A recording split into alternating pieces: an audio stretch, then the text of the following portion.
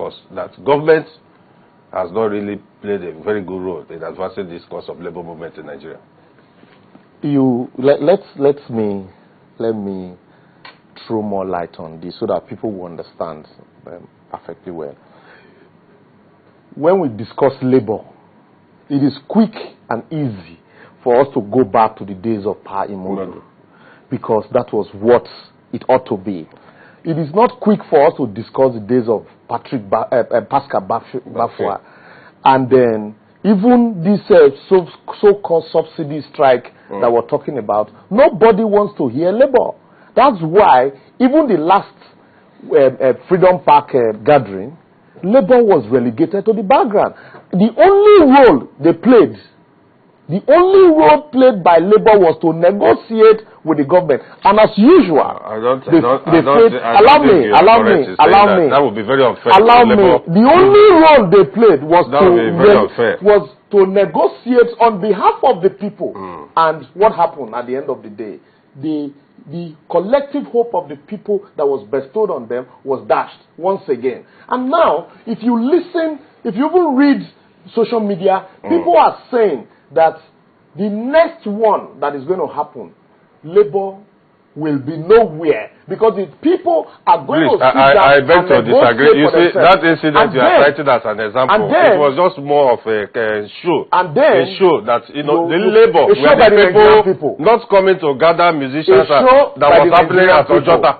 If you remember, it was labor that was involved in moving from one street to another, inviting, mobilizing Nigerians.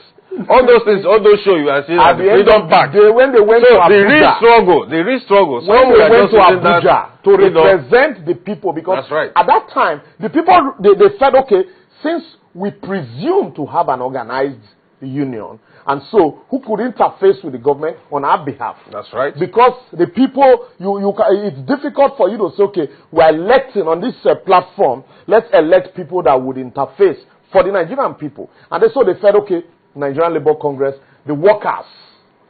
And you find out that just the same way it went, that's the same way the Nigerian worker had been the problem.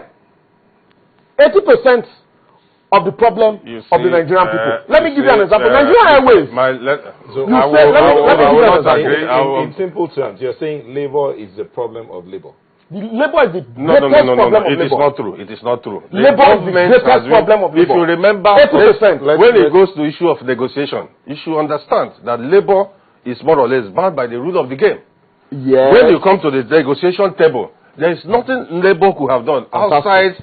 And then don't forget that it's over-politicization, infiltration by government. Negotiation table.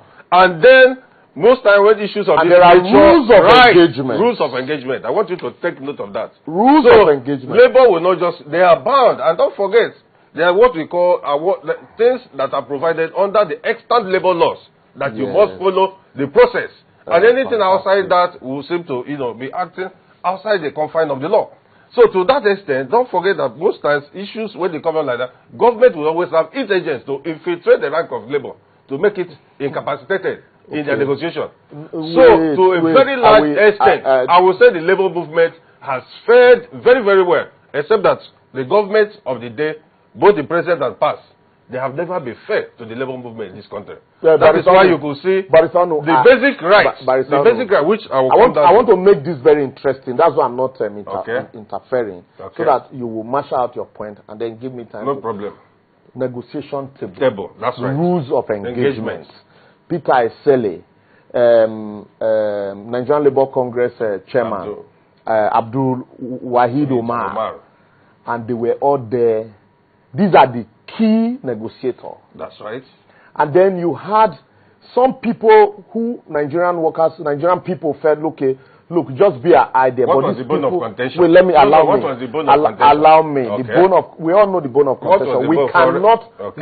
First, there is nothing like fuel subsidy. Okay. And then 2, we cannot buy PMS at 150 naira per liter.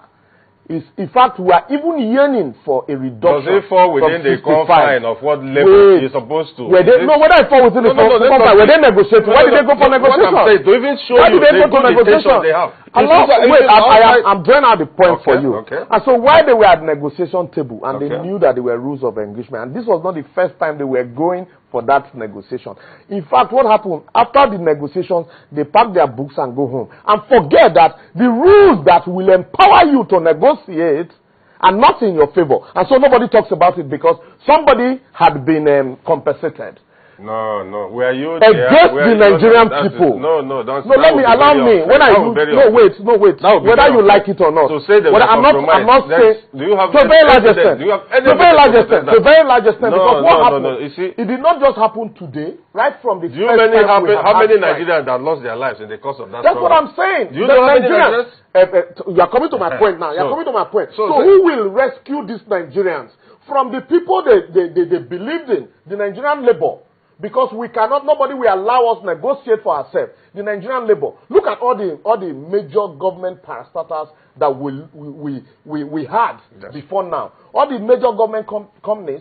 What you have is a situation. You say government contributed to running them aground, but you've forgotten that it was people that were managing this organization, and these people you call the Nigerian workers. You cited Nigerian Airways. Let me ask you: are you aware that we have so much government interference that most times a minister could issue a directive that, look, the next flight, I want you to please suspend all operations and then ensure that use it to convey political this in Abuja. Do you know also that in such case, do you blame labor? Do you know that's the 20% government interference that you're talking about? More than 20. We are coming to that. Wait, that is 20%. Ministerial interference. No, you're talking about minister now. We are coming. Which is part of government. We are talking about minister's interference. That's right. Just the same way you said, if I have facts now. Do you have facts? But I will tell you that Nigerian Airways, for example, you find situations where you have a brother who works in Nigeria Airways, you want to travel to London and tell you, when you are ready, let me know.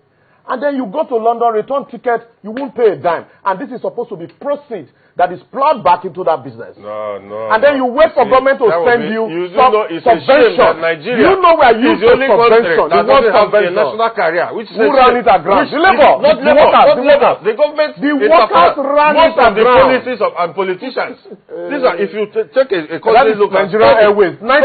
Nitel is another one. Nitel is another one. That's right. You would say government interference in operations. How did labor run? When you apply for a Nitel line those days, is it government? Is it the minister? How competitive was the market then? How competitive? When competition came, you see they went on that. The issue of oil block now. Because the workers is it the labor like issue of oil block, which is a major problem. You heard what they said. You are talking about oil block. No, we are talking about sector by sector. Sector by sector. Yes, NMPC. Now, the issue, you have seen that the legislation we presently have, which NMPC. the Senate have just tinkered on that Mr. President should be the one that has only the absolute right to issue of oil block allocation. Yes. Then, such thing, when there are such abuses in the system, do you like the blame? Does it go to the labor or government? Wait. That is why you see all manner of things going on in the oil industry. When these oil blocks are allocated. That's right. And then there are undercuts. By who? It's government. You say government. Not labor, it's government. Meanwhile, you have a general manager in the company. You have an AGM. You have a manager. You have a supervisor. You have a